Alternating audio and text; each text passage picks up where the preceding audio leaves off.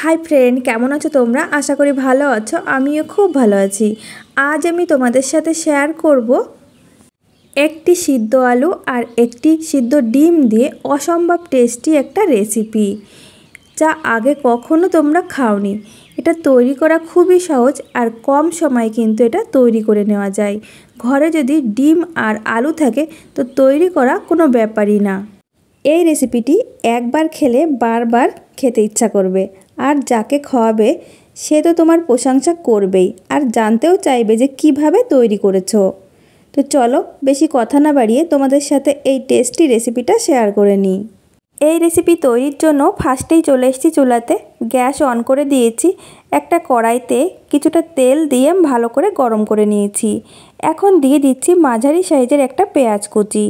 পেঁয়াজ আমি কিছুক্ষণ ভেজে নেব। পেঁয়াজ আমি কিছুক্ষণ ভেজে নিয়েছি। এখন দিয়ে দিচ্ছি আগে থেকে সেদ্ধ করা একটা ছোট সাইজের আলু আমি হাত দিয়ে ম্যাশ করে নিয়েছিলাম। দিয়ে দেব স্বাদ মতো লবণ আর দিয়ে দেব সামান্য পরিমাণে হলুদ গুঁড়ো আর সামান্য পরিমাণে লঙ্কা গুঁড়ো।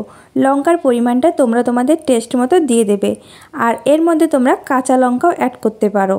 ভালো করে মিশিয়ে দেব আর আমি কিছুক্ষণ হতে দেব। কিছুক্ষণ পর আমি এর মধ্যে দিয়ে দিচ্ছি বড় 1 চামচ আটা। এখানে ছোট চামচের 3 চামচ মতো হবে।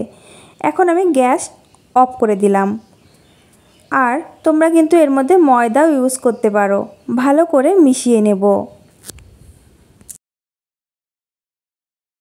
আটা আমি ভালো করে মিশিয়ে নিয়েছি।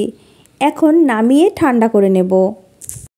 ঠান্ডা হতে হতে এদিকে একটা বাটিতে আমি একটা সিদ্ধ ডিম নিয়েছি, তার মধ্যে দিয়ে দিচ্ছি ছোট সাইজের একটা পেঁয়াজ কুচি আর দিয়ে দেব স্বাদ মতো লবণ, সামান্য পরিমাণে লঙ্কা গুঁড়ো। লঙ্কার পরিমাণটা তোমরা টেস্ট মতো দিয়ে দেবে।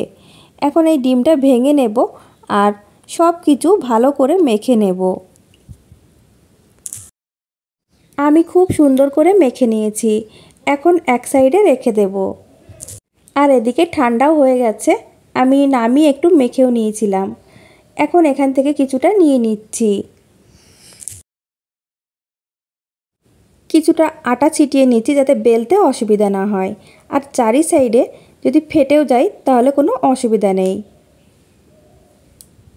আমি বেলে নিয়েছি আর নিয়েছি একটা বাটি, এইভাবে বসিয়ে আমি কেটে নিচ্ছি। তোমরা যতটা বড় করবে সেই পরিমাণ বুঝে বাটি কিংবা গ্লাস দিয়েও কেটে নিতে পারো।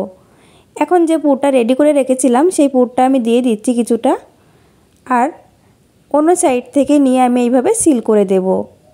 এমনভাবে আটকে দিতে হবে যাতে ভেতরের পুরটা বেরিয়ে না যায়। এরপর আমি একটা কাঁটা চামচ নিয়েছি, সেই কাঁটা চামচ দিয়ে এইভাবে ডিজাইন করে দিচ্ছি। দেখতেও ভালো লাগবে আবার সুন্দরভাবে কিন্তু চিল হয়ে যাবে। এই ভেতরের পুরটা আর বেরিয়ে যাবে না। একই রকমভাবে আমি সবগুলো তৈরি করে নেব। আমি সবগুলো একই রকমভাবে তৈরি করে নিয়েছি। এখন ফ্রাই করার জন্য চলে যাব চুলাতে। চুলায় একটা ফ্রাই প্যান বসিয়ে দিয়েছি, তাতে দিয়েছি সরষের তেল। তোমরা কিন্তু সাদা তেলও ইউজ করতে পারো। সামান্য পরিমাণে আমি তেল দিয়েছি আর ভালো করে গরমও করে নিয়েছি। মিডিয়াম ফ্লেমে রেখে আমি এগুলো দিয়ে দেব। এই সময় কিন্তু চুলার জালটা একদমই হাই ফ্লেমে দেবে না, তাহলে পুড়ে যাবে আর ভেতরটা কাঁচা থাকবে, খেতে ভালো লাগবে না। আমি কিছুক্ষণ হতে দেব। কিছুক্ষণ পর আমি উল্টে দেব। দেখো কত সুন্দর একটা কালার এসছে। এইভাবে উল্টে পাল্টে দু সাইড সুন্দর একটা কালার করে ভেজে নেব। দু সাইড উল্টে পাল্টে আমি সুন্দর করে ভেজে নিয়েছি। আমি কিন্তু এর মধ্যে আর তেল দিইনি, যা তেল ছিল সেই তেলেই সুন্দরভাবে ভাজা হয়ে গেছে। আর দেখো এটা তৈরি করতে গেলেও কিন্তু খুব বেশি তেলের প্রয়োজন হয় না। এখন আমি তুলে নেব। তো বন্ধুরা, তোমাদের কাছে এই রেসিপিটা কেমন লেগেছে? ছোট বাচ্চারা কিন্তু খুবই পছন্দ করবে। ছোট বাচ্চা বলে না, বড়রাও পছন্দ করবে, কিংবা বড় ছোট সবার টিফিনে কিন্তু এটা দিয়ে দিতে পারো। খেতে অসম্ভব টেস্টি হয়। আর তোমাদের কাছে আমার এই রেসিপি ভালো লাগলে লাইক, কমেন্ট এবং শেয়ার করে দিও।